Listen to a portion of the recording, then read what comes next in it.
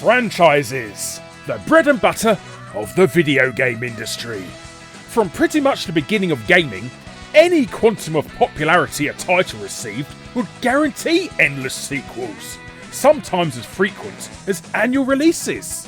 However, when the quality begins to slip in an IP, publishers will reluctantly hold back releasing a new entry for a few years, especially if the reviews and sales were bad enough.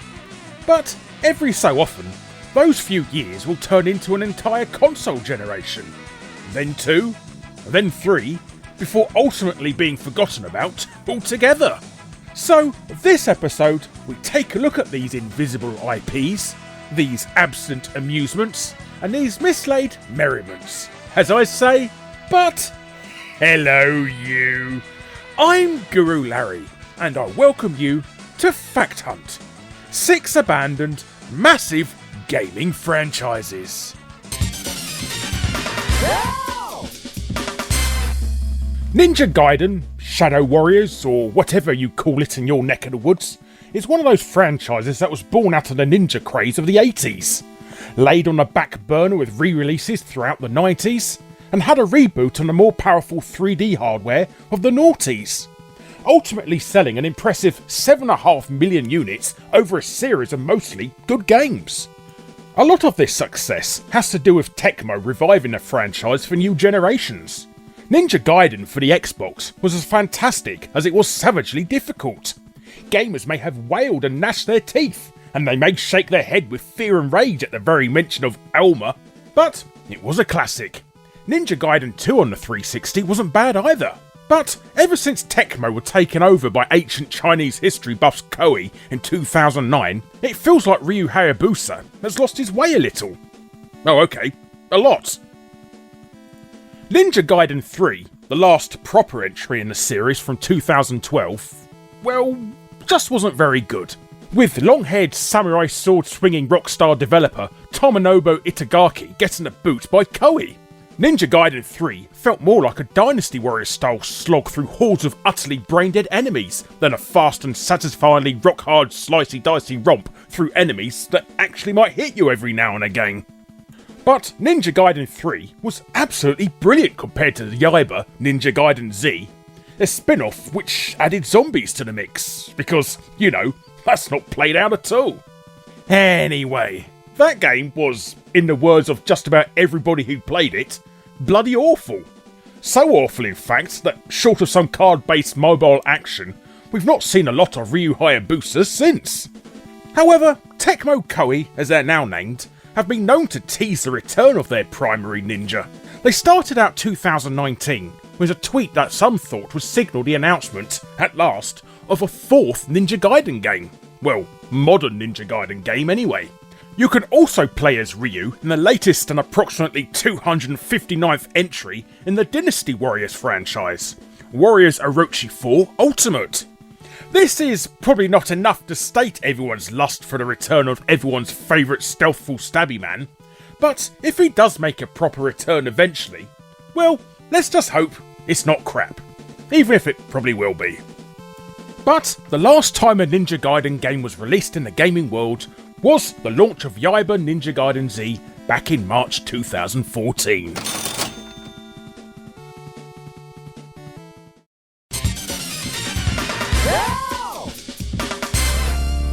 This particular fact hunt wouldn't be complete if there wasn't at least one entry dedicated to venting some anger at everyone's least favourite gaming company these days.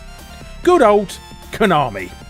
And to think, they used to be one of the most loved studios out there. That feels like so long ago. Now, there's probably a good few Konami franchises that could have been picked for this entry, but for now, let's have a look at CastleVania. With over 20 million copies sold, around about 30 different games, and even an animated TV series under its belt, not counting that thing in Captain N, it's no wonder that we haven't heard much from the Belmonts lately. However, a lot of that might have to do with the last entries in the series, the Lords of Shadow games, being headed by Hideo Kojima, who, let's face it, isn't going to be sending Konami any Christmas cards anytime soon. Especially not after they cancelled his big re-envisioning of Silent Hill, mucked up his signature series, and then booted him out the company without even so much as a carrier clock for his troubles. The Lords of Shadow games weren't exactly the best entries in the franchise, and were more God of War than CastleVania to some people, but Konami demanded more of them regardless. At least until the sequel bombed, anyway. And not long after that, Konami, well, just got fed up of making games altogether, didn't they? They decided that the mobile market was the way to go, or that all of their classic IPs will be best served with pachinko games that sit forever in dusty parlours, stinking of sweat and cigarettes. Even a generally decent reception for Netflix's take on CastleVania didn't motivate the lazy lot into thinking about making another chapter in the Belmont family's tale of supernatural homicide and candle-smashing antics. All we've seen from the series lately is collections of the great and good titles from the series past. But CastleVania itself has not seen a new entry since CastleVania Lords of Shadow 2 in February 2014. So, unless something drastic changes in the world of Konami, CastleVania is not a franchise that we're likely to see again. But, in all honesty, when you look at what this bunch of slothful hacks did to the poor old Contra franchise recently, perhaps that's actually a very good thing indeed.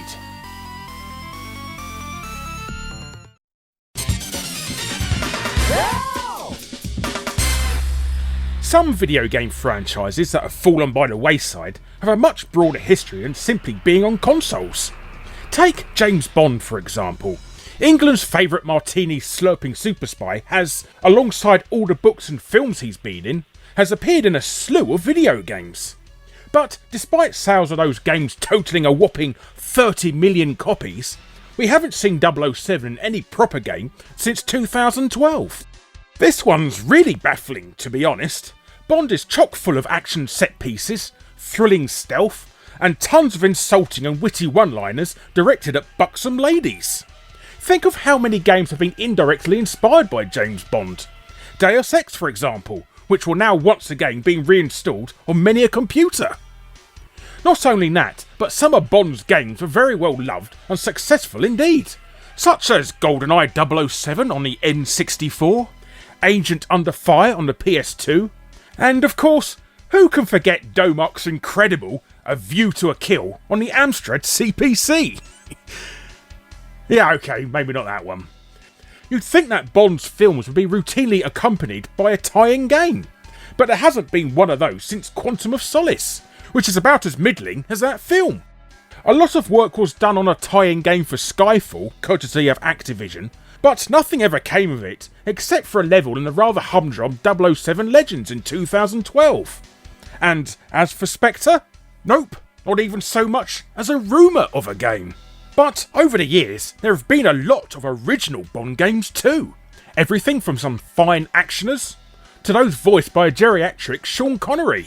But even those have dried up these days. Some people enjoyed Bloodstone a few years back, but any hope of a sequel to that game died when Activision promptly killed off developers Bizarre Creations soon after its release. Raven Software were working on a follow-up to the game called Risiko, but Activision soon cancelled that too, meaning that the aforementioned 007s from 2012 is still the last Bond game to be released. It does feel weird that after so many years, to think that old James Bond hasn't been around since 2012. So many studios have had a crack at it over the years, some good, some bad, and currently no company has the rights to it. But you can't imagine it'll be much longer before someone else picks Bond up, sticks him on an inflatable submarine and has him ride again. In the words of Eminem, it feels so empty without him.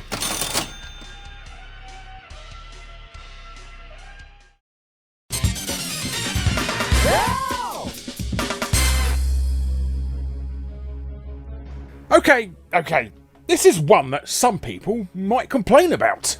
You might say, but Larry, there is a new Unreal Tournament on the Epic Store, and it's free. And yes, there is, but it's still in pre-alpha, and has never officially been released. And as we'll get into, it won't ever be released either, so it still counts.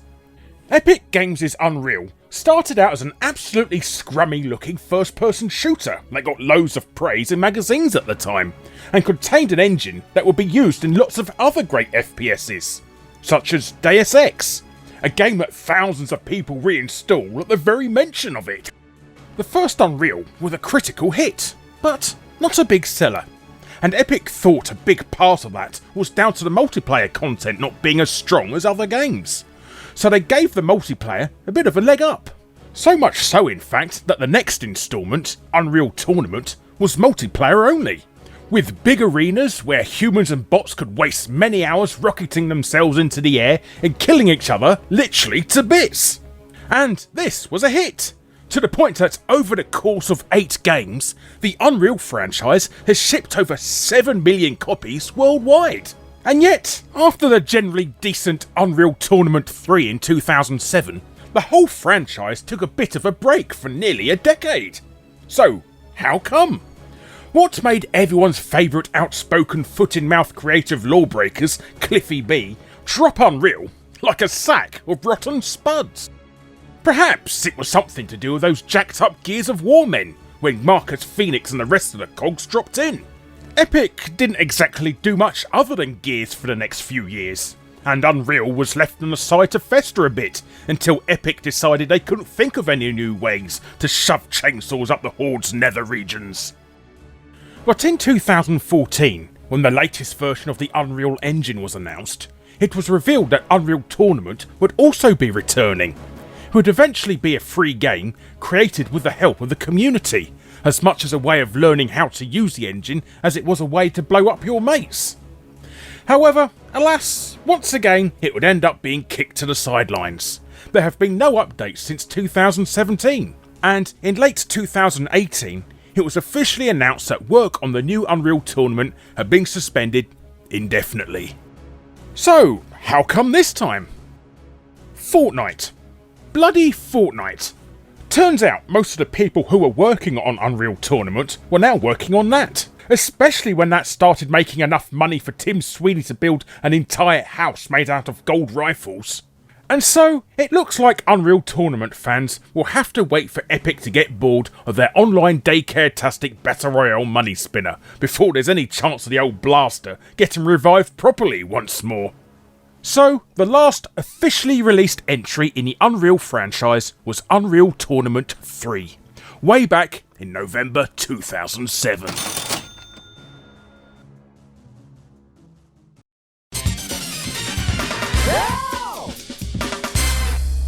Back in the 1980s, Capcom's Final Fight was such a smash it spawned no end of other games than the popular punching each other on the streets genre. From the arcade to the home, and inevitably to the terrible microcomputer port, it unquestionably influenced a whole lot of people.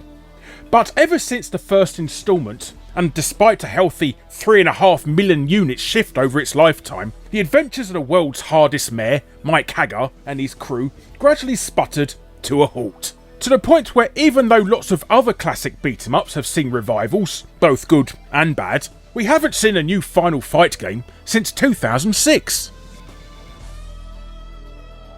Things were so much simpler back in the 16-bit days, where Final Fight not only had a couple of fine home ports on the likes of the Mega CD and the SNES, well, as long as you didn't have any mates, but also a couple of really good sequels and spin-offs that don't really get much love nowadays.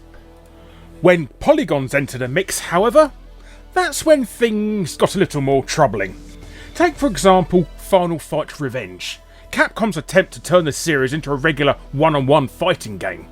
You could play as all your favourite cronies from Mad Gear, like Poison and Andor, and all the other ones. Yeah, see, it wasn't that good. Capcom abandoned any further attempts at making a fighting game out of Final Fight, instead explaining that Metro City was actually part of the Street Fighter universe, allowing them to stick lots of characters from the game into the better and more established fighting game series instead. But that wasn't the final blow to the series. No, that came in 2006, when Capcom saw fit to unleash Final Fight Streetwise onto an unsuspecting world. The PS2 era palaver still stands as one of the most brownest games ever to be released, complete with sluggish 3D beat-em-up boredom, new characters, and a plot no one could ever hope to care about. And those sliding tile puzzles you used to get in cereal boxes and Kinder Eggs are a main part of the gameplay. In fact, the best thing about the game was it featured a port of the original arcade Final Fight as an Easter egg. And so, from the awful name to the cringeworthy gameplay, Final Fight Streetwise managed to kill the series totally. And even while other classic names from the genre, like Double Dragon and Streets of Rage, have enjoyed, or are about to enjoy, revivals, Final Fight is still nowhere to be found. Unless you play Street Fighter, of course, because about half of the characters from the game have made appearances there over the years. And yet, weirdly, they've never found room to include the main man, Mr. Mike Hagger himself. He must be too busy performing his mayoral duties to take part.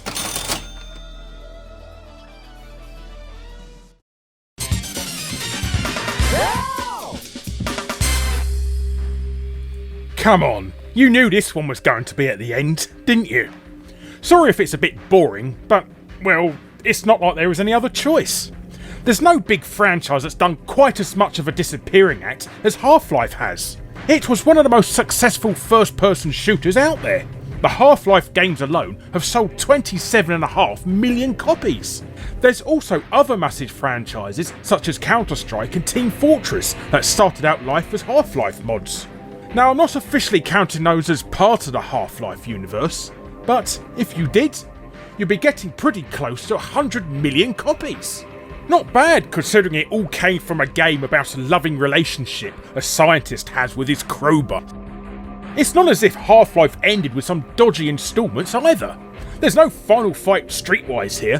When 2007's Half-Life 2 Episode 2 came to a close, no one thought that it would be the last time we'd see old Gordon Freeman, especially seeing as it ended with one of the biggest cliffhangers in gaming history.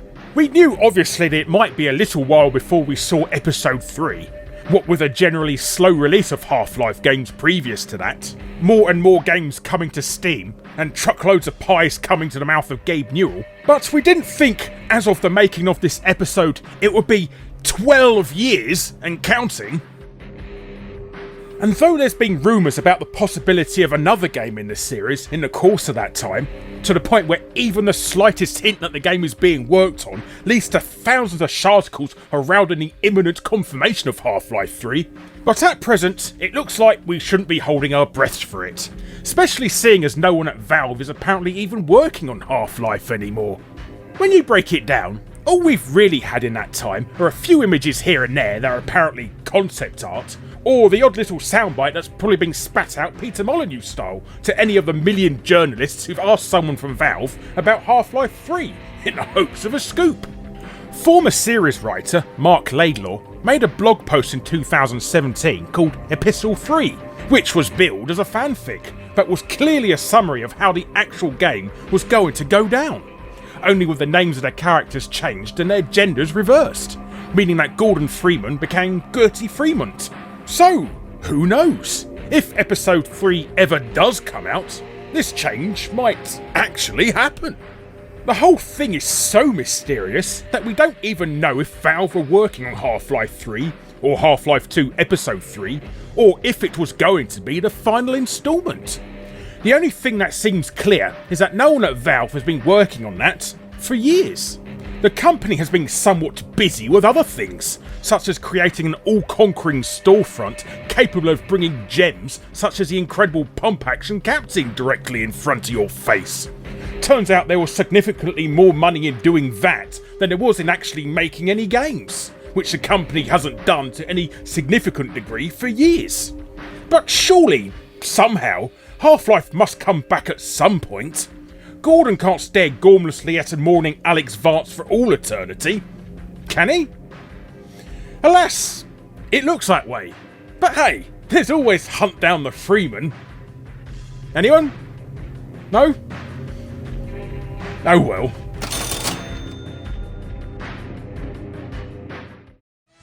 Hello you. Thanks ever so much for watching. Be sure to subscribe to be first to see future Fact Hunt episodes. Click on the bell if you already are to make sure you're notified, and be sure to check out my other episodes.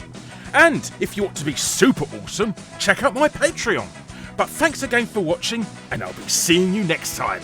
Ta-ra for now!